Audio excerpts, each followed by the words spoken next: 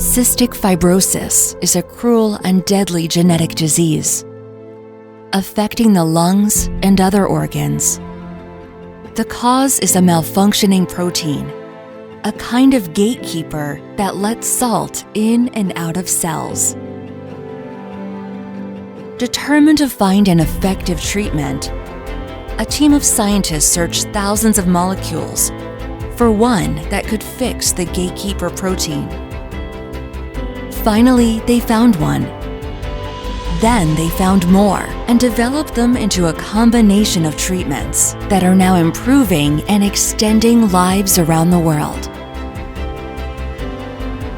For life-transforming drug combinations for cystic fibrosis, Sabine Hadida, Paul Negulescu, and Fredrick Van Goor win the 2024 Breakthrough Prize in Life Sciences.